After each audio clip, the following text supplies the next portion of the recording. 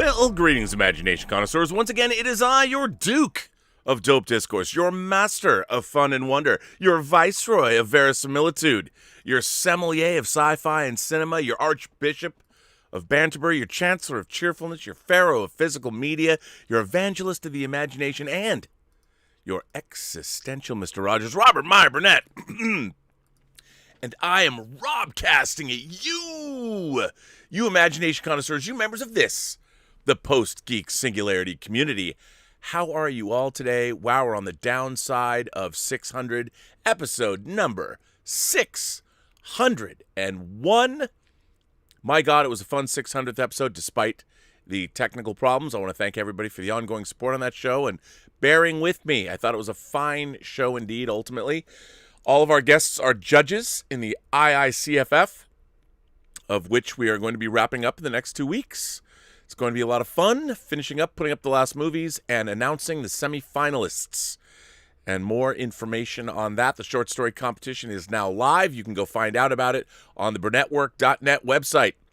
And for those of you who might be interested, and I know you are, Tango Shalom had its debut at the Jaipur, the 13th Jaipur International Film Festival in Jaipur, India, and it won an award. It won the Critics Award, whatever that means. I'm not really sure, but it won the Critics Award at that festival. And that, I mean, first time out of the gate, we won an award. I'm very excited about that.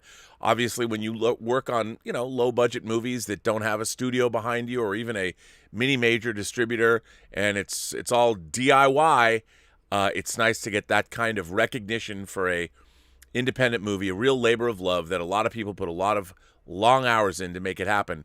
And to have us win an award on the other side of the planet where, in Jaipur, India, the largest film industry in the world, was really exciting. So kudos to the cast and crew.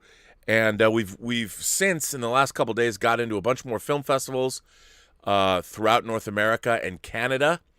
And we will talk further about that. And I think that, I'll tell you more as things develop.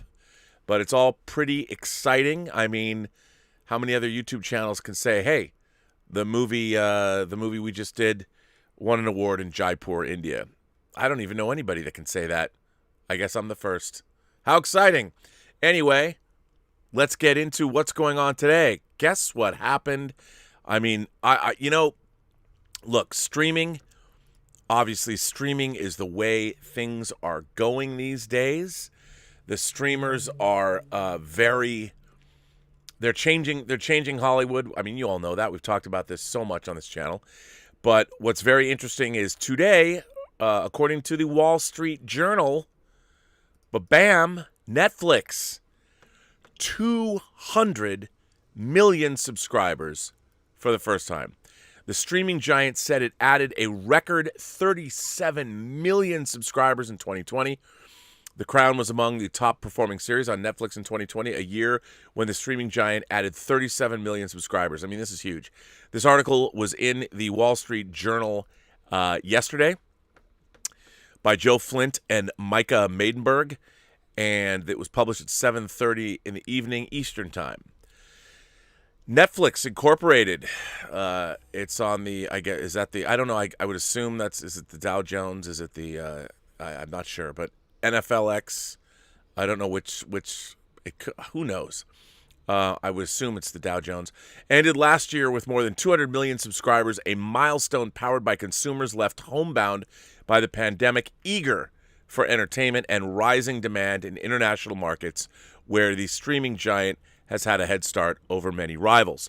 The company said it is now able to generate more cash than it needs and no longer anticipates having to borrow money to fuel its growth strategy. Netflix shares were up 12% in after-hours trading. This is great news because, as you all know, or if you've been paying attention, Netflix has been borrowing heavily. They have a large billions and billions in debt, and they were spending incredible amounts of money on content. But 200 million subscribers, that is a big monthly nut to make. That's way over $1 billion a month that they're taking in. And that's great. They can start paying off their debt and obviously they can generate more cash than it needs and no longer anticipates having to borrow money to fuel its growth. That's terrific. It's terrific if you want to make movies and things like that, which obviously I do. And as many of you know, you can see here the bottom pink is the U.S. and Africa. This middle section here is Europe here and Middle East and Africa. This is Latin America, and here is Asia Pacific. I mean, these growth numbers are quite large. And for me, I look at it as yet more health in the entertainment industry. Anytime we're a less volatile business, having a volatile business model is never a good thing. But knowing that Netflix can, I mean, we're all loving Netflix. They've put up a lot of great projects, great films, great television shows. I mean, they're really stepping it up. They're putting out a movie a week this year, as we've discussed. A movie a week. My God, that's a lot of movies. The studios don't put out 52 movies a year.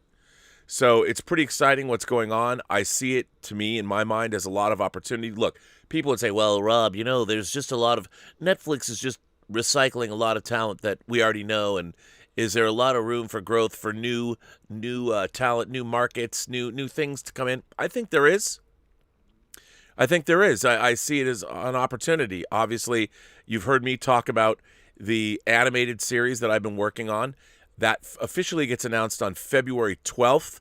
Look for a special Robservations show a few days after that.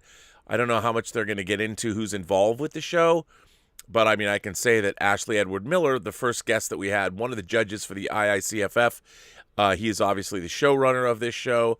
And no, it hasn't been announced. And no, I don't think anybody knows exactly what it is. I mean, I know what it is, but I don't think anyone else knows what it is outside of Netflix. But it's really, really, really exciting. And I'm looking very forward to being a part of the Netflix family when I can announce what it is. But I think it's terrific. Netflix's continued subscriber growth comes amid heightened competition from new streaming services, including Walt Disney Company's Disney Plus, Apple Incorporated's Apple TV Plus, AT&T Inc.'s HBO Max, and Comcast Corp's Peacock, all of which weren't around a little over a year ago. The company got a boost from the coronavirus pandemic, which forced consumers to cut back on a host of leisure activities, from dining out and vacations to visiting theaters and concert venues as economies locked down. With many people spending more time at home, streaming demand jumped. While the majority of television networks continue to be without most of their original content because of production shutdowns due to COVID-19, Netflix's well-stocked content arsenal lifted it to new heights. Netflix signed up what it said was a record 37 million subscribers in 2020 and had a total of 203.7 million users when the year ended, more than twice as many as it had a mere 3 years ago. And while COVID-19 continues to wreak havoc on movie and television productions, Netflix currently has more than 500 titles in post-production or ready to launch on the platform. I mean, think about that.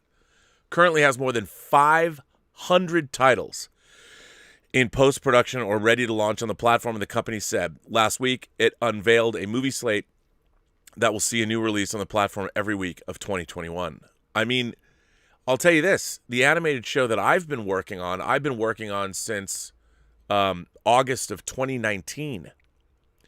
This show hasn't even been announced, and I was working on it, and after that, people were working on it a year before I showed up.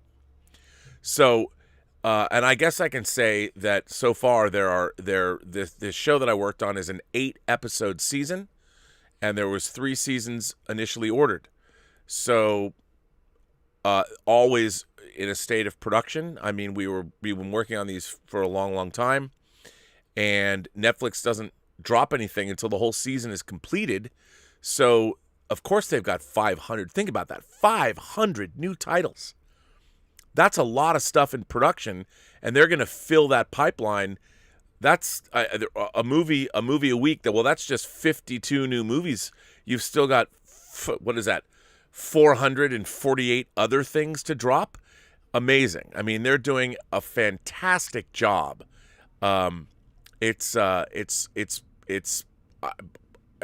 great. And who wins? We win, because hopefully we're going to be getting great content, all kinds of wildly diverse kinds of programming. Very excited about all of it. I mean, hey, if we get more things like The Queen's Gambit, which is something I knew the book, but I didn't know how much I was going to love the experience of watching that. David Fincher's new movie, Mank, whether you love it or not, still it's a new Fincher film. I mean, God knows who. I'm just excited to see what they are releasing and who they're going to work with. Ma Rainey's Black Bottom, the August Wilson play that was adapted into a film with Chad Boseman's last on-screen work, terrific. I mean, one of the best things I saw this year. I mean, as long as we're getting more than that, or more and more like that, very, very exciting. Netflix creates its content much further in advance than broadcast and cable channels, which allowed the company to be better prepared to offer fresh content when the pandemic struck, something other streaming services that were still in their infancy were not in a position to do. Among other strong performers for Netflix was the racy historical drama Bridgerton, the miniseries The Queen's Gambit, the new season of The Crown, and the George Clooney movie Midnight Sky. The company already has a new success in Season 3 of Cobra Kai, a show it rescued from YouTube, and the French crime drama Lupin, which has quickly become one of the most popular programs on the platform. The company currently anticipates 2021 cash flow at break-even, an upgrade from its earlier projection, which was minus $1 billion to break even. I love that Netflix is like, well, you know, we didn't know we were going to break even, but now we are, so the difference is $1 billion. I know to some companies it's probably a drop in the bucket, but hey, it seems like a lot to me. Netflix said it was considering returning some cash to shareholders through stock buybacks. The Los Gatos, California company said it generated $6.64 billion in fourth quarter revenue, up from $5.45 billion for the year earlier, and thus exceeding forecasts from analysts. But profit decreased to $542 million, or $1.19 a share, from $587 million, or $1.30 a share, the year earlier. Analysts predicted a 1.36 share for the latest period, according to FactSet. For the quarter ending December 31st, Netflix added more than 8.5 million subscribers on a net basis, a gain that surpassed its forecast for the period. The bulk of the company's growth in 2020 occurred in the first 2 quarters as COVID-19 and its efforts to stop its spread transformed daily life in countries around the world. Subscriber gains fell, meanwhile, year over year in the latest period, a decline the company had said it expected. Netflix sent employees a bottle of champagne and confetti to celebrate surpassing the 200 million subscriber mark, according to a person familiar with the matter. I'm telling you, man, that is some good stuff. It's always very healthy when you see somebody who's in charge of making so much content doing well. A rising tide lifts all ships. That's what I say. Now, there's another story about what's going on with Netflix. And let me see if I can jump in over there and share this story with you as well, because it is, of course, related. And so this story was in today's deadline, and Dade Hayes wrote this and published this at 8:16 a.m. this morning. Netflix stock rides Wall Street bulls to another high in wake of earnings triumph. I mean, yowza. After reporting better than expected subscriber growth and marking a key financial milestone, Netflix is seeing its shares hit a new high on a wave of euphoric reaction from Wall Street. Upgrades and increased price targets have rained down on Netflix after Tuesday evening's earnings and the company declaration that it will turn cash flow positive in 2022 and won't need more debt financing. Shares in the streaming leader zoomed past $570 in the early group going, up 15%, and at one point reached a new high north of $580. Trading volume was nearly 4 times normal levels. Eric Sheridan of UBS upgraded Netflix to buy from neutral, explaining that he sees it as a long-term winner as more consumer habits shift globally toward a handful of streaming media platforms. The quarterly earnings report will act as a further validation point, he added. Sheridan also lifted his 12-month price target to $650 from $540. Jeffrey, look at this name, Wolzerak, I think, of Pivotal Research went a lot higher than that, setting what he said was Wall Street's loftiest projection for Netflix shares at $750, up from $660, with the buy rating still in place. Netflix offers consumers an increasingly compelling, unique entertainment experience on virtually any device. without commercials at still a relatively low cost. Michael Morris of Guggenheim said the earnings report was a flex on the competitors. Benjamin Swinburne of Morgan Stanley cited the cash flow guidance as a major turning point after a debt-funded business model shifting from licensed to original programming over the past 5 years. Now, this is really important. The fact that Netflix is creating their own programming makes them very competitive as opposed to having to license things. Famously, Netflix paid $100 million just for the rights to air Friends in the year of 2019. $100 million they paid for what, a 25-year-old TV show to keep airing it? That's crazy. But now with Netflix making a lot more of their own programming, they're no longer going to have to pay these exorbitant licensing fees to keep programs on the air because they own everything. And the euphoria, there were a few more measured expressions from Wall Street. Michael Nathanson of MoffettNathanson maintained his neutral rating, but boosted his price target by $45 to $645. He sees tough comparisons with 2020 as a limiting factor for the stock, but praised the company's execution in a note to clients. Looking back over Netflix's 2020 results, it's still striking. To see how the COVID-19 pandemic has been nothing but a major boon to the company's operations, he wrote, as much of the world is still shuttered in their homes with nowhere to go and nothing to spend their money on, consumer adoption of streaming services has been accelerated by years. With theatrical releases still few and far between and the lack of new scripted programming, Netflix's advantage versus other entertainment choices has massively increased over the past year.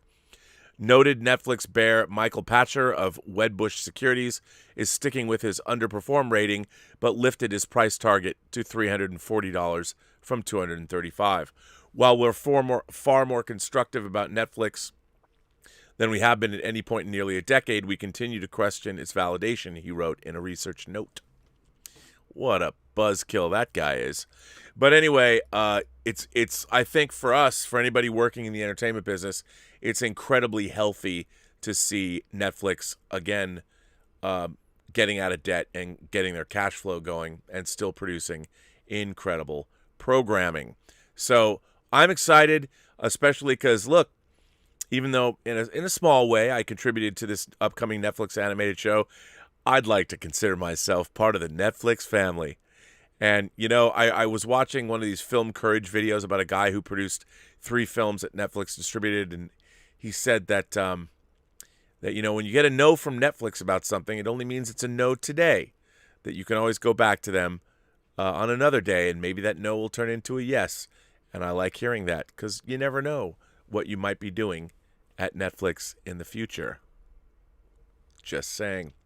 On another note, there was kind of a funny story I read that I wanted to share with you guys. It really doesn't have anything to do with Netflix.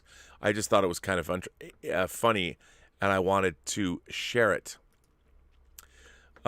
which just cracked me up. So this is from NBC Philadelphia, and I figured you guys might get a kick out of this. After prosecutor uses The Shining photo in court, accused bank robber gets new trial.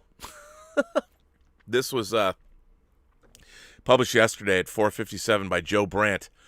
A man previously convicted of a bank robbery in New Jersey will get a new trial after the state's highest court objected to a bit of Hollywood flair that appeared during the first trial.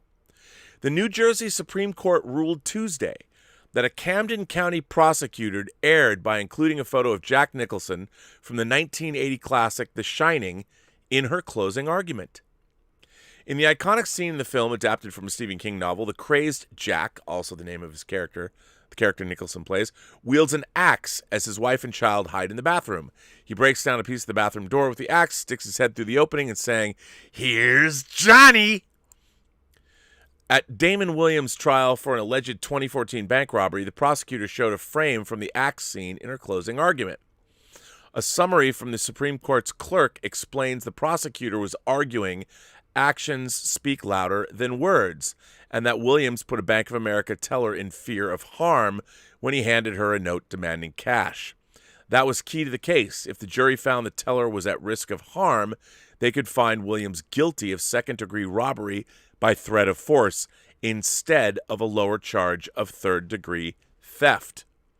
According to the evidence summarized by the court, Williams' note to the teller read, "Please, all the money, 150, 20, 10. Thank you." Court records said Williams never showed a weapon or threatened to use one. The teller handed Williams more than $4,600 and tried to include a pack of $20 bills that included a GPS tracker and a device that would trigger a silent alarm. Williams told her not to include that pack of bills, the court said. The photo of Nicholson did not come up prior to the closing arguments in the trial. The jury found Williams guilty of robbery, and he was sentenced to 14 years. The prosecutor here, nevertheless, asked the jury to infer from the photograph and the words, "Here's Johnny," that the defendant's words and actions purposefully put the teller in fear of immediate bodily injury. Supreme Court Justice Lee Solomon wrote in the court's opinion, "The prosecutor here went far beyond the evidence to draw a parallel between the defendant's conduct and that of a horror movie villain." Solomon added later. I find this to be hilarious that this prosecutor drew.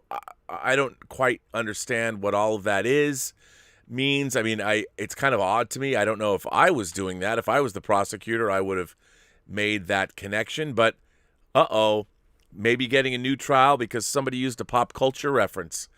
And I don't know what that all means, but I did think it was amusing. So I thought I would share it with you. Crazy time. I guess that means you shouldn't ever reference movies when you're going to court. I don't know what that says, but hey, I guess not. I have got letters and letters and letters. Let's see. Letters from all kinds of people. This one comes from Thomas Bartholdi. Thomas says, in 1991... Oh, man, are you really going to go there? In 1991, Steven Spielberg directed the fantasy swashbuckling adventure Hook, and it's perhaps my favorite childhood film growing up for quite a few reasons. Hello again, Rob and the Post-Geek Singularity family. We are merely more than a community, I feel, after 600 episodes. We've become family now. That's very nice of you to say. I kind of like that. Today, I'd like to share with that family my thoughts on such a wonderful film that captures the imagination perfectly. After all, here at the Post-Geek Singularity, we strive to do just that, capture the very imagination. And what film could do that, one may ask? I did. For me, that film is Hook. And it does just that. It captures our imaginations, our very inner child, if you will. The film is about perhaps accepting the fact that while it may be okay to grow up, it's also quite okay to be like a child, to be childlike, and still enjoy what being a child should be about. It's also about accepting the fact that when growing up, one doesn't have to put away childish things and give up on one's own imagination. How does it do this? Well, it's a film about Peter Pan, but it's also much, much more. It's about believing in oneself and the real power of imagination.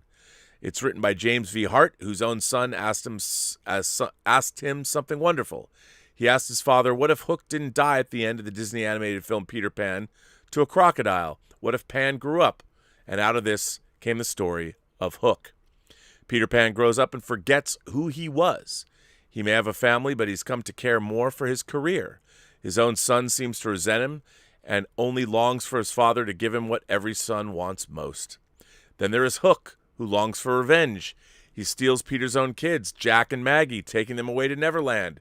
The adventure begins when Peter must go back to Neverland to save his kids, but is humorously, in a way, kidnapped by Tinkerbell, played by the ever-so-lovely Julia Roberts. Peter is played by Robin Williams, who is a true gem. Even on the set, he spent his time to get to know most of the children playing the Lost Boys. He has little hope to save his kids because he's forgotten how to fly.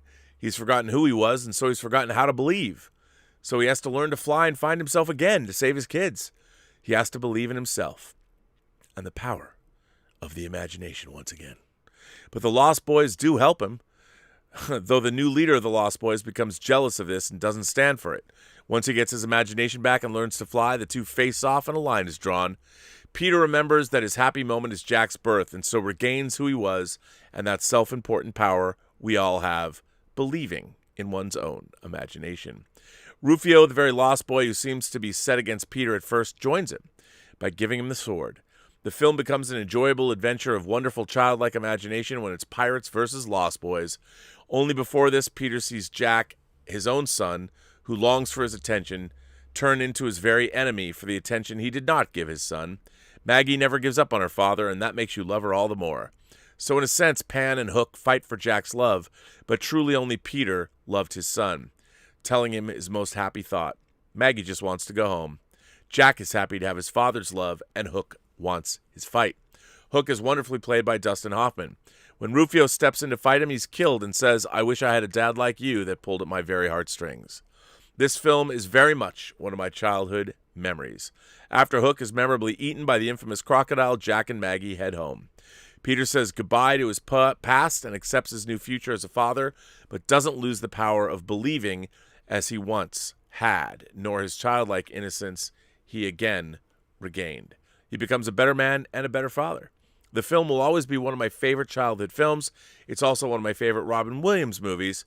I think this film tells us it's okay to believe and always have that imagination or that childlike quality, and teaches us to never give up on that or the power of imagination. So thanks for reading my letter today. Well, Thomas, I loved your letter. I thought it was fantastic.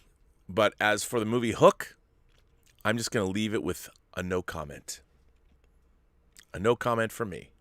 But I'm glad that it meant so much to you. And a great letter, indeed, it was.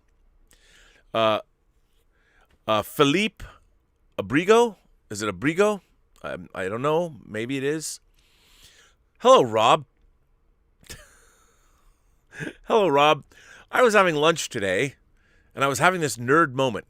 I thought about something they could have done with The Burn instead of that stupid monstrosity. 10 years after the Dominion War, relations between the Federation and the Romulan Empire are quite good. Just after the war, a rebel faction of 200 Jem'Hadar ships with their Vortas were able to escape and made their way into the heart of the Romulan Empire, crashing against Romulus's major cities. 200 ships at full impulse, you can imagine the damage they can do. By the way, Romulus is intact. There's no supernova or any other kind of bullshit. The Federation offers help. They send several ships to help victims and rebuild. And yes, even Picard can get in charge of the help.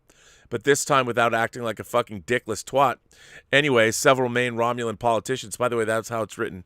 Several main Romulan politicians were killed or lost family in the attacks, so the Romulan elites really start to change their minds about humans. There is really deep and fundamental change within Romulan society. Trade begins between Romulans and Federations, the outer planets. The neutral zone is more like a border between countries than a militarized zone. Even Klingons had to endure harsh times after the war, so they don't give a fuck for now. They're just busy building their own empire, and they still look like Worf. So everything is looking really good. It really seems the Quadrant is evolving into a bigger galactic alliance. But not everyone is happy, of course, but most people are. They're living an after-war, so really important things matter now, and cooperation is one of them. Several scientific and engineering advances are also made. And then the burn. I would change the name. Something happens at the galactic nuclei that changes a constant in subspace equations. Maybe Q stood upon something. Think of it as changing light speed just a bit. It suddenly disables all dilithium-powered warp ships in the galaxy. Subspace comms work normally, so fortunately people can know where everyone is, and Skype, but they can only travel at impulse. Thousands of ships floating freely alone. At the start of the crisis, the Romulan Empire promises help and assistance and delivers. They send several ships to ferry people from stranded ships to the nearest planet. Most ships can sustain their crews for months, but there are a lot of ships around there that need to be rescued. Everything looks good, but an old way of thinking slowly starts to come back to the Romulan people's minds. And here's the catch, where we could make fun of woke culture, haha. It says that any Romulan who's denied expansion is kind of an oppressed Romulan. Inside every Romulan lies the need to acquire more, to know more, to grow spiritually and physically, and that involves an empire that has the balls to grow and conquer. The Federation and the Klingons have been oppressing Romulans for centuries now, privating them from what is their right. They're entitled to have everything, so why the hell should Romulus waste time and resources helping their oppressors?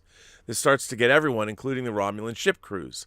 At the same time, within the stranded people, there are some that say Romulans should ferry them to their homeworld, instead of just living somewhere away from their families. They could do it. They have warp drive. We don't. damn Romulan assholes, people start to believe that they, as well, are entitled to be with their families because the Federation helped Romulans before, so they have to pay back and leave everyone where they want.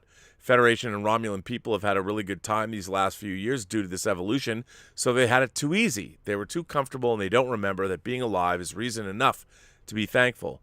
Things are not looking so good now. Some stranded ships start to disappear. Romulan help is not much now, and there's internal pressure to attack and expand. Finally, they have a huge advantage over everyone, and they just have to take it. So here comes the Romulan era. There are Romulan attacks everywhere. Federation planets are annexed into the Empire. Other planets are burned down by ships that fire and warp out. Every major planet starts working fiercely on planetary defenses and non-warp battleships, but there's no effect. Romulan warbirds pop in from warp, attack, and then go back to warp again without one torpedo getting to them. Romulan people finally get what they deserve to grow and conquer, and that is their motivation now. To hell with the Federation, we don't need them, but they need us. And at the same time, people in the Federation get hateful and resentful over Romulans and even Vulcans. Remember, humans are more evolved at this time, but could it be just because they were comfortable with their replicators and warp drive? Could humans revert to the old ways when things get really hard? Well, at the end, humans do evolve, so this is not a grim story. 2 years later, the Romulan Star Empire now owns 60% of Federation space. They even take Vulcan, despite the fact Vulcan is really far from the nearest Romulan conquered planet. They did it just to piss off everyone. Klingons are not innocent, so they have almost eradicated them from Kronos, forcing them out off their homeworld, only to be allowed to live in minor planets and moons, adding to the dishonor of the Klingon Empire. Whatever's left from Cardassia falls easily and gets enslaved. Once again, it was once the Dominion, now it's the Romulans. The Empire grew a bit, but they took too much space too fast, and divisions start to arise within Romulan political structure and society as well. Too much power, too much corruption. Well, then I finished eating. I imagine the end would be an awesome one. They solve the problem, Romulan asses get kicked back to their space, and the solution to the galactic constant problem brings a new way to travel. Now they're able to distort this subspace constant at will, so now Warp 9 is not just Warp 9, it's now at least 100 times faster for everyone, kind of what happened in The Expanse, when the rings appeared. After that, you can go to Season 2 and add intergalactic travel and just go out of your mind. Anyone, please feel free to continue it. I know it's a mess, but I had fun thinking about it. I've learned something today. I'm a moron, but I could write a much better story than all the extremely talented minds at CBS. It kind of makes me feel good, you know? Thanks, Rob, and take care. Philippe. Well, Philippe, I too thought your story was pretty damn good. I would definitely be interested. You know, it's so funny to me that, you know, when you're an imagination connoisseur and you love Star Wars and Star Trek and all that, one of the things we spend doing is daydreaming our stories. Like, what other do people sit around and come up with I Love Lucy episodes? I don't know. I mean, maybe some people do, I guess, if you're a comedian or something. But for the most part, you know, we as fans, we're constantly coming up in our own minds with these elaborate backstories and things that could possibly happen that we have going on in our minds about our favorite franchises. And I don't think that's really understood by the franchise owners. They got to give us better stories because we're way ahead of them. At least that's the way I see it. Omar94 writes in. I like this letter, Omar. Hi, Rob, moderators, and Post-Geek Singularity. I have a 2-part review for the same IP, which I want to share with the Post-Geek Singularity. That IP is Miami Vice. The first part of the review will be for the original 1980s TV show, and the second part will be for the 2006 movie adaptation. I found the TV show, running from 1984 to 1989, to be just all right, as it was definitely more style over substance. Not all, but a large number of the episodes are pretty much the same stories recycled, with drugs as a problem being the most recycled. There were some episodes which I found to be a bit ridiculous, like one involving aliens and UFOs, a several-episode saga with Sonny Crockett losing his memory, and one episode involving cows. Bruh. Omar. When Sonny Crockett loses his memory, who does he become? Who is Sonny Crockett's drug-dealing alter ego? Say it with me now. Sonny Burnett. And that episode was like a 5-episode arc. Bruh, that shit was dope. He goes into the underworld. He becomes what he beheld. Oh my God, it's so good. How do you not like that? There was also a backdoor pilot near the end of the show involving a group of teenagers, which wasn't bad, but not that good either. A number of the characters fell in love with several different people really quick. Sheena Easton? Come on. Which I thought was a bit of a stretch. On the bright side, there are positive things about the show.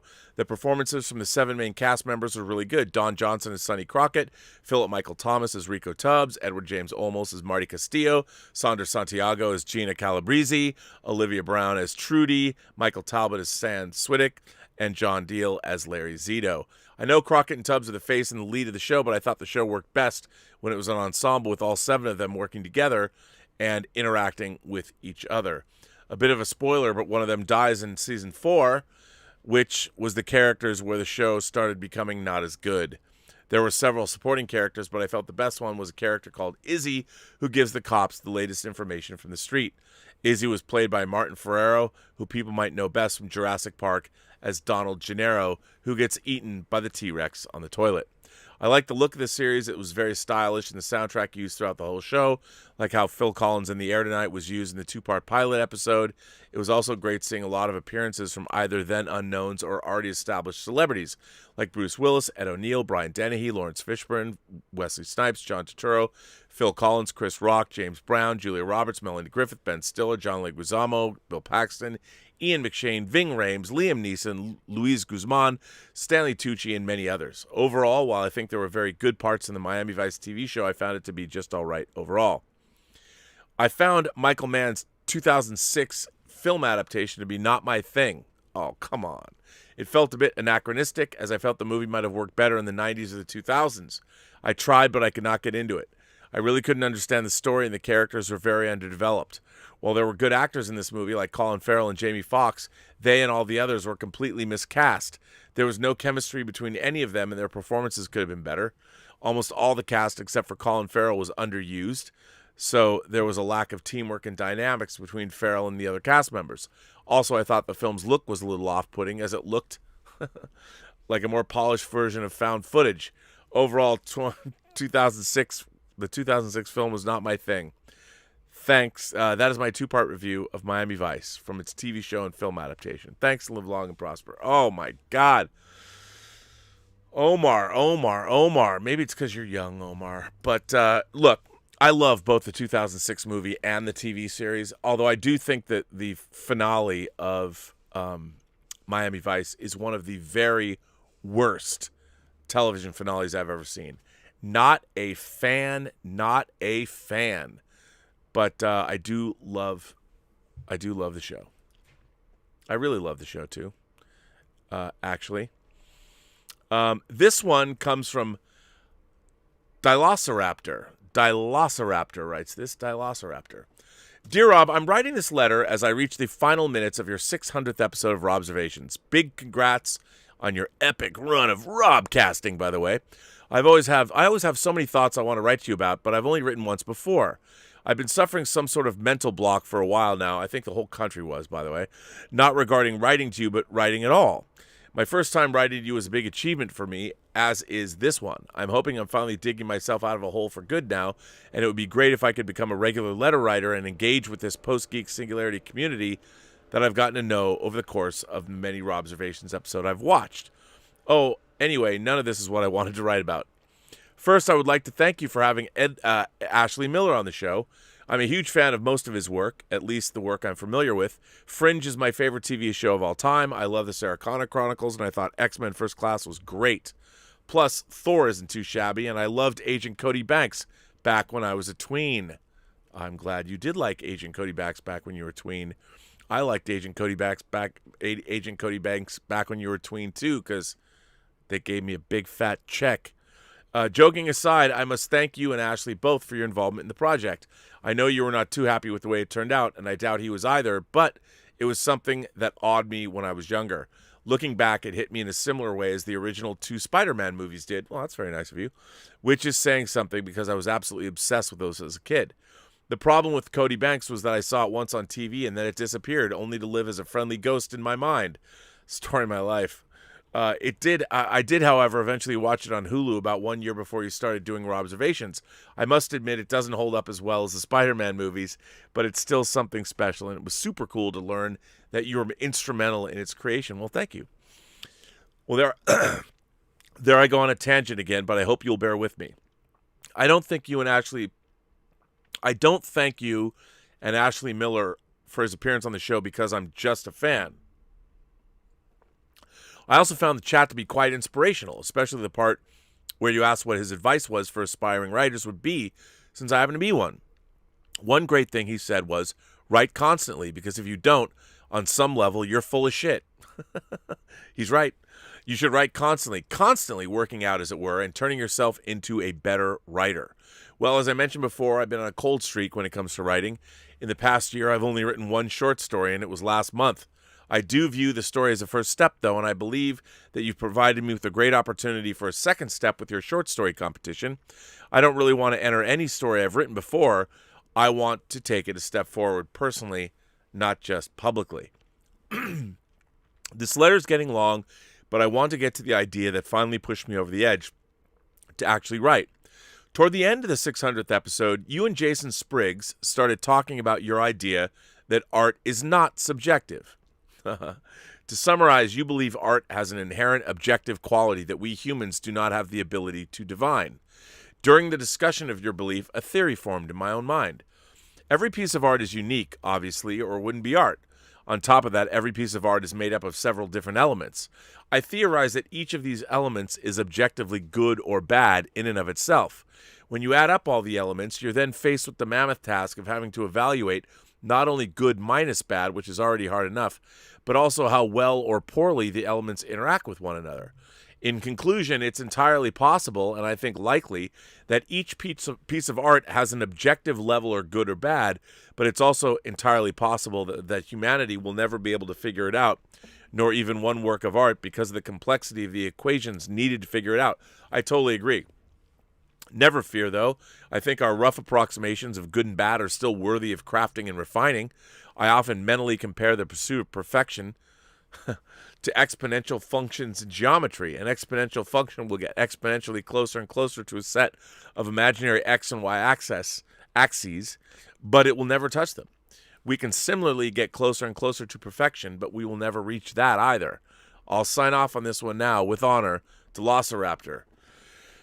Well, first of all, great letter. Thank you for writing in. I appreciate that. Yeah, it's very funny that I get a lot of pushback on my assertion that art has an objective component to it, that certain art is objectively good. And, a lot of people are like, oh, that's not true. Someone likes one thing and someone likes something else. And my whole thing about that is it doesn't matter whether you like something or not. It doesn't make that thing any better or worse. I mean, you just particularly like it. And I think that there is art. I honestly believe this, and we don't necessarily have a way to quantify it. And I know people are like, well, there has to be criteria.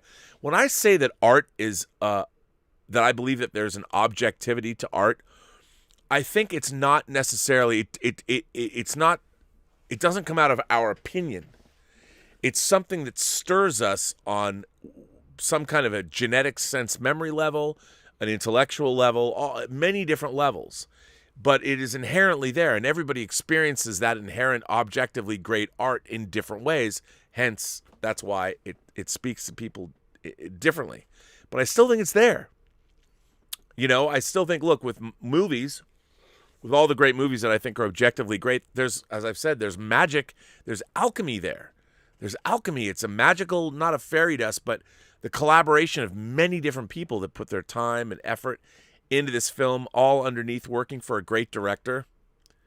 There's a lot that could be going on there, and I think objective reality, or objective goodness can be inherent to that art, and we just don't know. We don't have the way to quantify it yet. But I think whether it comes out of our experience of the world, the fact that we're animals, it's genetic. There's ways, there's concepts, there's things that hit us that we're hardwired into as human beings to respond to.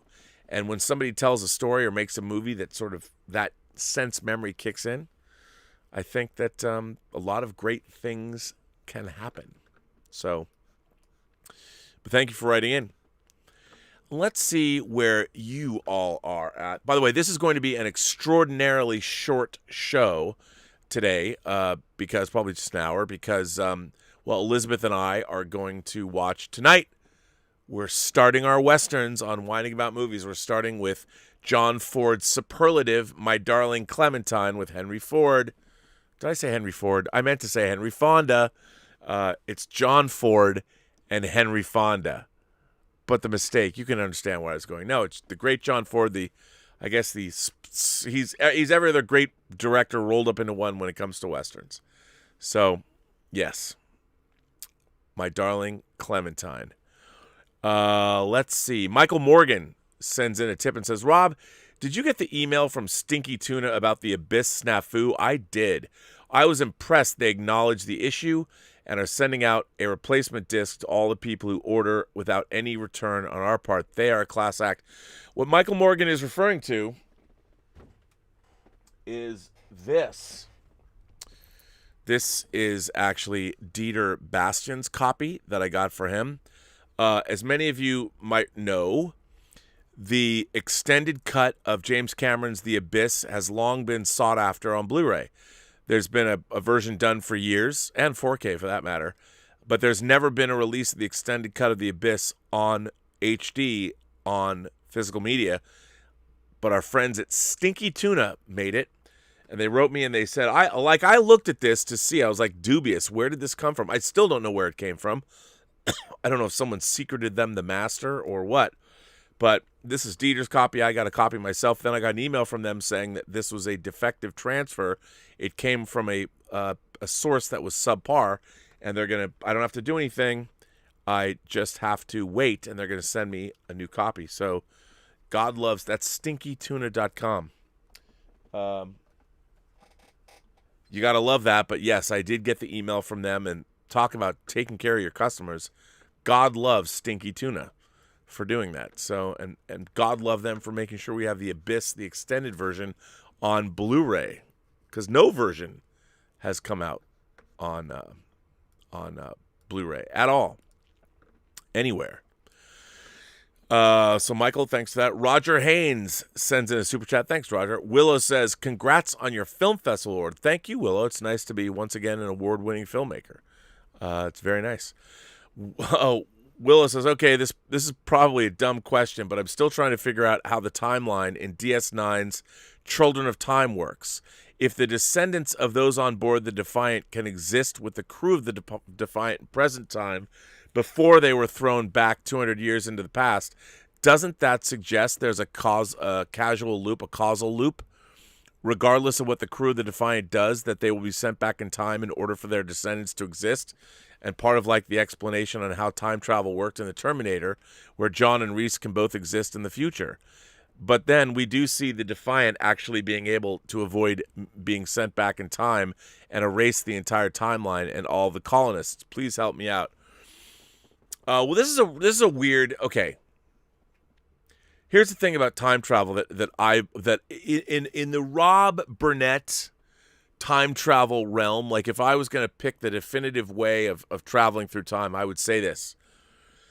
So if you're a time traveler, you're a person that's traveling through time, whether you're going into the past or going into the future, that is your future. You are constantly moving into your future. Entropy, unlike being, reversed in time like in Tenet or something, whether you go back in time, you're still in your future. Like if somebody were to chart the course of your life, you're like, I went here, I went here, I went here. Oh, I went into the past.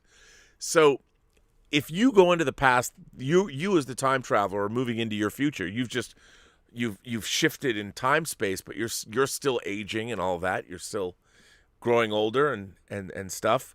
So I think at least the way I would explain it is that, so if someone's going into the future and you have other people that were an alternate reality was created or something, I see that reality is constantly changing. I think it's very hard to return back to your actual real place of origin in your same space-time continuum. I think that's tough. So that's kind of how I've always believed it. Like the fact that Marty McFly go back to his present he left? No. He went back to an alternate universe because he altered the past, making his parents cool. So he didn't. Marty McFly did not return to the exact same present day that he left from. But I would also say that kind of like, maybe in Primer a little bit. If you guys haven't seen the movie Primer, it's one of my favorite time travel movies. It is totally lo-fi and low budget, but it'll put the zap on your head, I promise. But check it out. So in terms of erasing timelines, I don't know if it's possible to necessarily erase the timeline or actually shunt yourself into a new timeline that's either a brand new timeline or it's already previously existing and you got to there. It's a tough call. I mean, I don't know what to say about that. I think that if people exist, it depends. You play it fast and loose. Sometimes time travel is the world, the history is immutable. You can't change it at all. And sometimes one little thread will make it all unravel. But I think the universe would compensate. And if you're going to make people go into non-existence, well then, I think that I just don't think it would happen. I think something would happen to preserve those people. Put them in another universe, maybe. Chloe says, "Hey, Rob, I was wondering if we are allowed to send in more than one story. I'll gladly pay the $25 for each story. I did not see anything in the rules for it. And late congratulations on 600. No, Chloe, it's fine. The only reason that we even charge an entry fee is because I got to pay people to read the stories, to be honest. It's got to happen, because if we're going to get a lot of stories, and, 5,000 to 10,000 words it's not an insubstantial commitment. So we'll see what happens there. Okie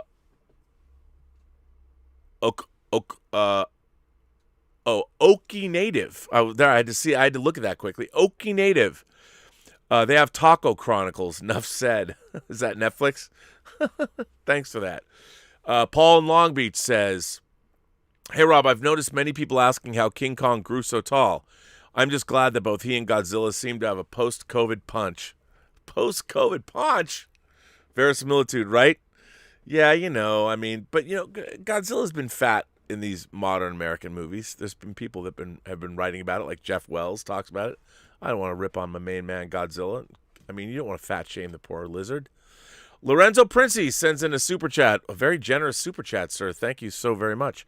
"Hey, Rob, I just want to say big congrats on 600. Thanks for what you do, and I'm looking forward to the next 600. Well, Lorenzo, that is very, very sweet of you. Very, very nice of you to support the channel and me in that honor. In that way, you honor me, and I honor back at you. I honor you as well. Thank you for that. That was very nice of you to do, and it's very much appreciated. So yeah.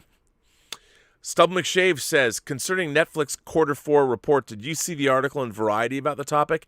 Check out the graph. It shows the huge advantage Netflix, Amazon, and Disney Plus have compared to other streamers. With them establishing internationally, are the rest screwed overseas?" I don't know. I mean, look, here's the thing, folks. You heard it here. People watch what they want to watch. They watch shows that are good. That's it. And if streamers, it doesn't matter how many streamers there are, if you've got streamers that are still creating programming that people want to watch, they will tune in. That's the key. You got to give people programming they want to watch. And if they are, they'll sign up for 10 different shows if there's constantly, or 10 different streaming series, if that is something you want to do.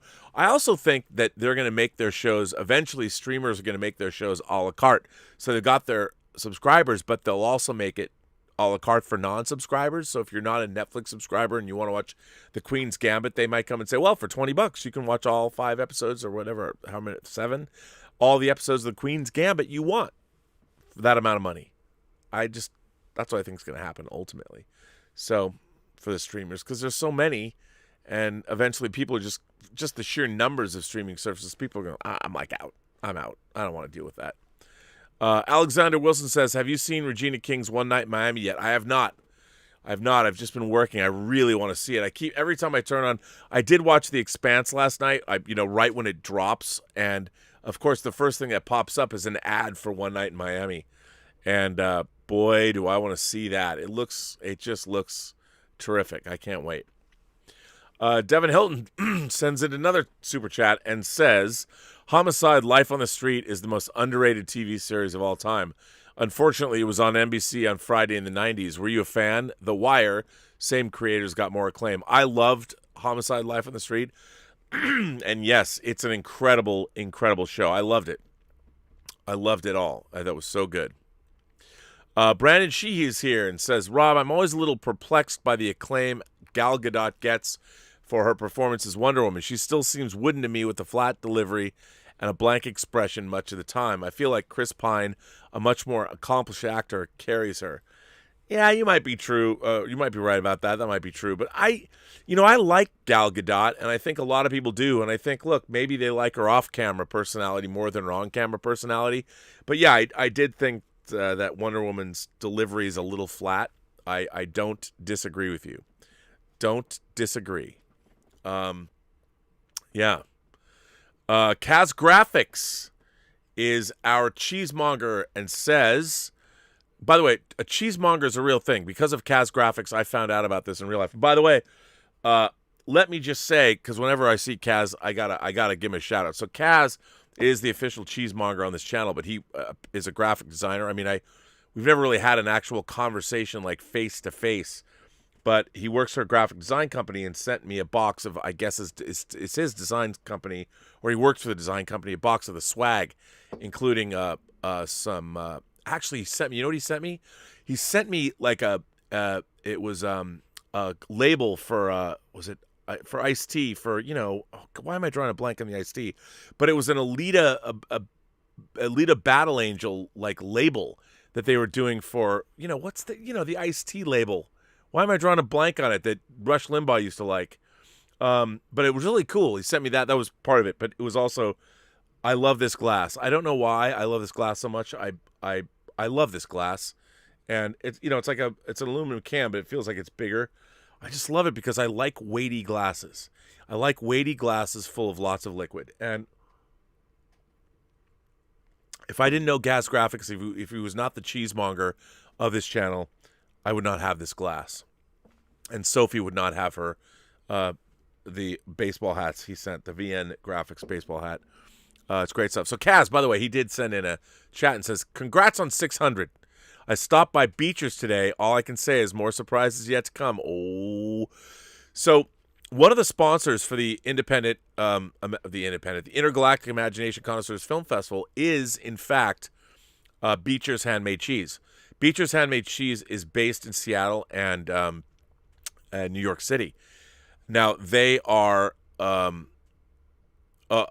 Elizabeth is writing in. She told me that the cheesemonger is a real thing. I know she did. I didn't know that. So I didn't know that cheesemonger was a real thing, Elizabeth. So that's why Kaz Graphics, who sends us cheese from Beecher's Handmade Cheese, was made the cheesemonger of the channel. But I didn't know that existed. I thought it was a cheesemonger, like ironmonger. I thought that was like a made up thing. I didn't know. I don't know everything after all, so I'm corrected. So Kaz Graphics is the cheesemonger. So he hooked us up with this Beecher's cheese. Now I got to tell you, it is, like I've said before. I want to chop up Beecher's cheese and snort it the way Tony Montana had that big mountain of cocaine on his desk at the end of Scarface when the assassination team was coming to get him, and just like put my face in Beecher's cheese and go. It's so good. Their flagship cheese. Oh my God! And not only that. They made their flagship cheese into like cheese sticks that come individually wrapped. And I always thought like cheese sticks were like for kids. I never thought of cheese sticks having like gourmet cheese inside. Oh, they did. The Beecher's, they did. So when Kaz Graphics says that he stopped by Beecher's and he says more surprises to come, I would assume that means more cheesy surprises, cheesy goodness to come. And man, Beecher's homemade cheese is really good, and I'm very happy that they... By the way, I give them a lot of airplay, but I'm not giving them airplay because they sponsored the film festival and they sponsored an award. No, I only kiss the ass of people's whose products that I love. I will stake my reputation on Beecher's homemade cheese. You got to get some, and that's all because of Kaz Graphics. So thanks for that, Kaz. I really appreciate that. Thank you so much. So now, ladies and gentlemen, boys and girls, it has been an hour. I know this is a short show. Let me, you know what? Why don't I read another letter? What? Because why not? I'm backed up on letters. So, yeah, why not? Patrick writes in. Patrick says, "This is my second letter to the Post-Geek Singularity, and with this letter, it will be about the wonders of Star Trek and Planet of the Apes." Ooh, this is a letter that I feel very fortunate I picked this letter. "I know my last one was on my favorite franchise, Star Wars, but my father and I were watching Season 1, Episode 13 of Discovery, and it was terrible. Even worse than Enterprise. In-your-face writing is just bad. I find Az's heel versus babyface reviews of Star Trek Discovery more entertaining and full of emotion than this disjointed plot of a show. I feel that what Discovery needs, or what Star Trek needs right now, is someone like yourself or Seth MacFarlane to go in and bring this franchise back from its zombie state. I personally don't like Viacom's treatment of fan projects and Hollywood's general treatment of fan projects. I know in the world of PC gaming, the Age of Empire 2 was developed by Microsoft and Ensemble Studios and was released in 1999 and is considered one of the best-selling strategy games on PC of all time. In 2012, a group of mod fan developers calling themselves the Forgotten Empire Development Team created a free-to-download mod called the Forgotten Empires mod that was an unofficial second expansion to the original Ages of Empire 2. Microsoft saw the growing popularity of the mod and quickly hired them to work on the HD release of Ages of Empire 2 and made their Forgotten Empires mod an official expansion. Today, on the Steam store, Microsoft and the Forgotten Empires development team have recently released the Age of Empire 2 Definitive Edition, which includes 3 additional expansions to the already beloved 4K HD release of the game. This is what Star Trek needs right now. They need fans like us, Seth MacFarlane, John Delancey, Q himself, who wrote the TNG Gift comic, and shows how he can write a hell of a good Star Trek story. And even better yet, why not hire the people from Axanar or James Kerwin from Star Trek Continues to come up with a new Star Trek show? It's obvious that the current people doing Star Trek are only driving it further into the ground and making me and my dad want to read the Star Trek and TNG comic books of the 1990s. The in-your-face social commentary and disjointed story falls in comparison with the original Planet of the Apes. The original Planet of the Apes from 1968 was one of my favorite films as a child and gave me my love of primates, oddly enough. But the original Planet of the Apes films of the 60s and early 70s are, in my view, a perfect example of social and political metaphors and messaging in film. 2 of my favorite Planet of the Apes films are Beneath the Planet of the Apes from 1968 and Conquest of the Planet of the Apes from 1972. The reason being is the film's commentary. In Conquest, the treatment of apes is meant to mirror that of racial issues of the era. Even the racial violence shown when the apes go to war against the humans is meant to reflect racial protests of the 1970s. Beneath the references to nuclear war, the chimps protesting the gorillas going to war in the Forbidden Zone is a reference to the Vietnam War.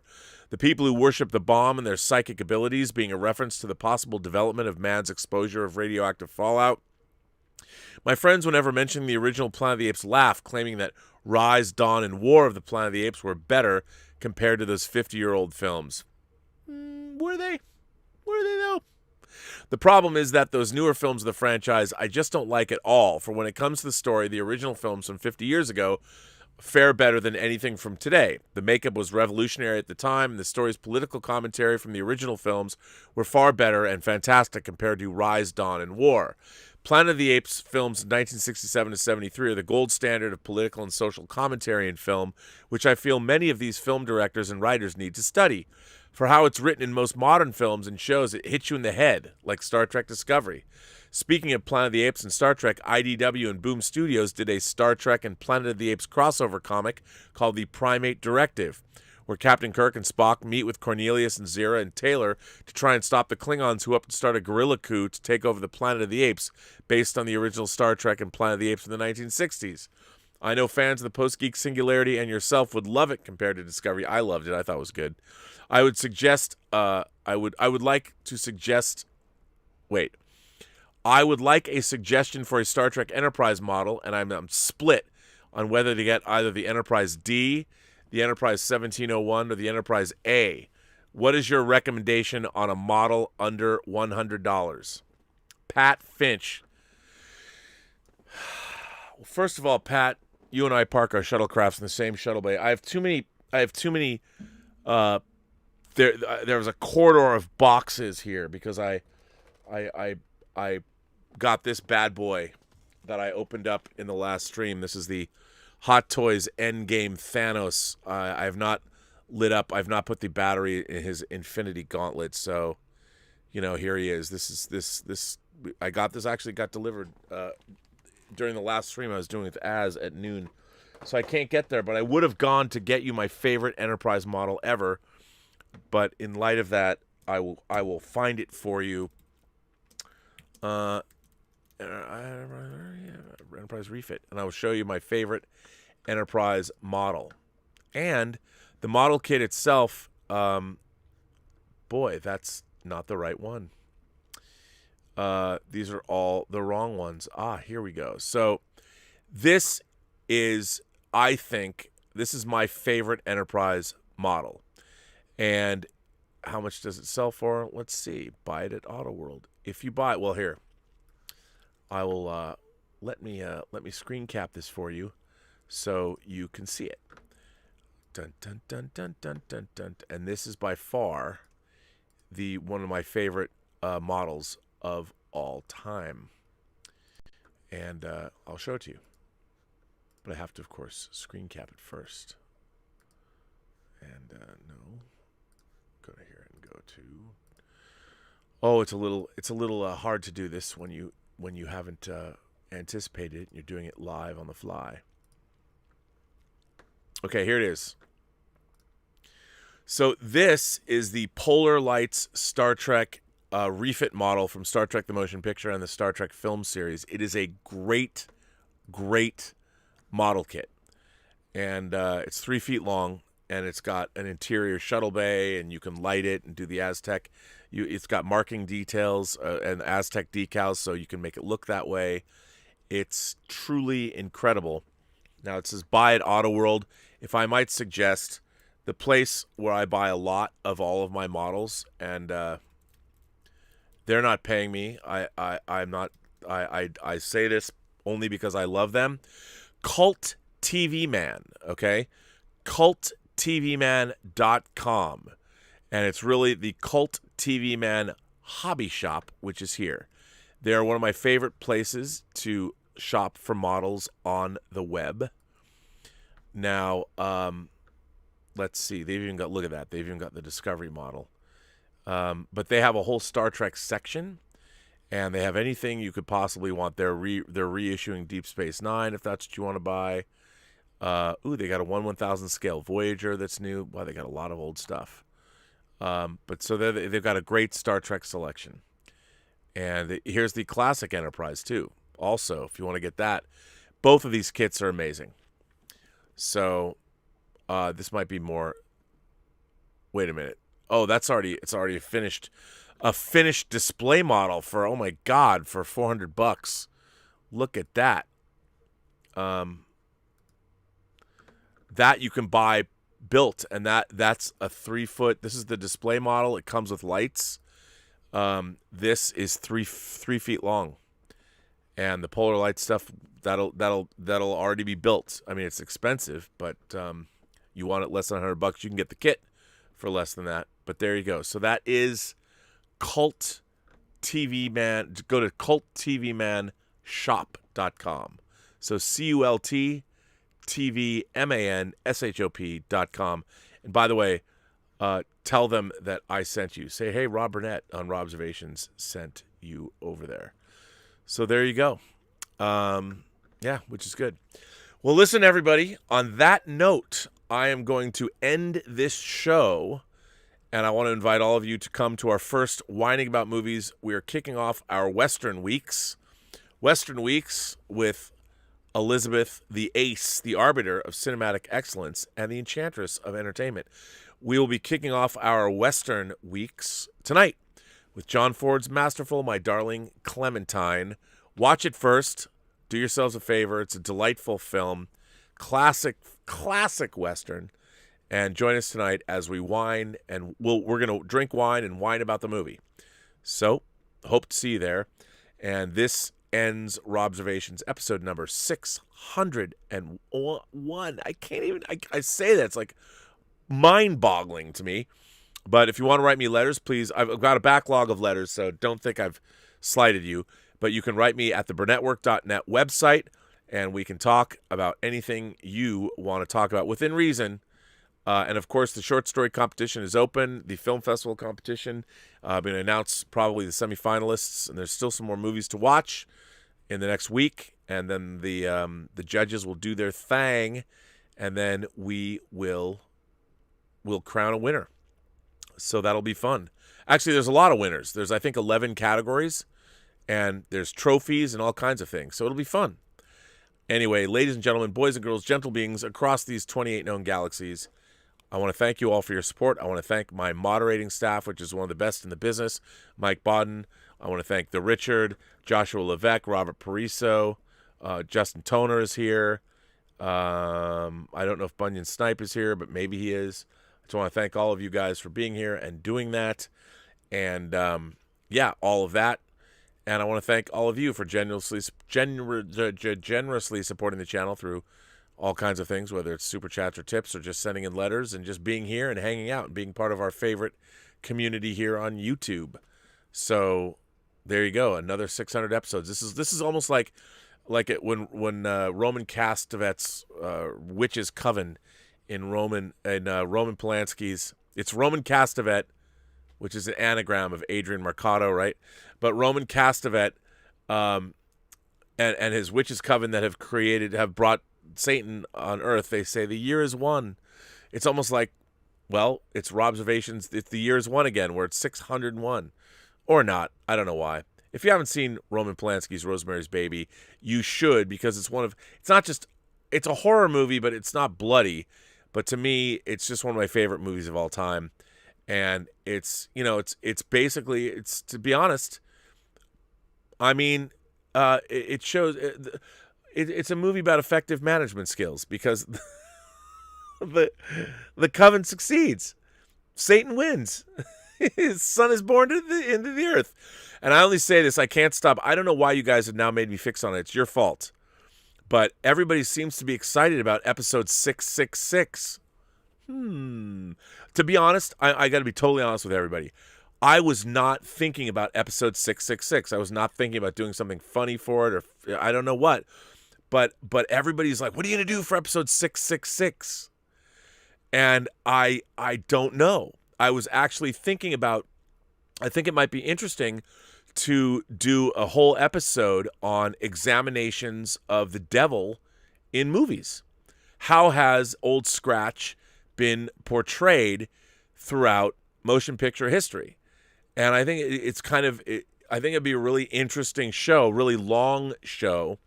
So we have a long way to go. I mean, we've got like 2.5 months or so, right? 666? Yeah. Well, so that would come in, it's January, March, it would be end of March, I guess. So I want to, maybe another task, maybe put out videos. We'll do an all Satan episode of Robservations about, and what I want you to do is I want you to tell me what are your favorite depictions of Satan, and make videos. Like, there's a great Twilight Zone episode called The Howling Man. Great Satan show. And is Satan the best villain of all time?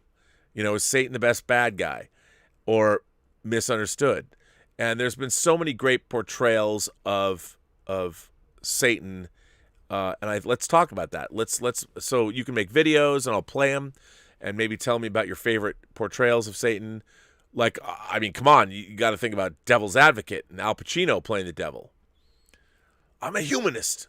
I'm down here every day with my nose to the grindstone. The Devil Rides Out. The Devil's Reign. I mean, there's so many movies and so many shows about Satan. So I want to know, what are your favorite depictions of Satan in motion picture history?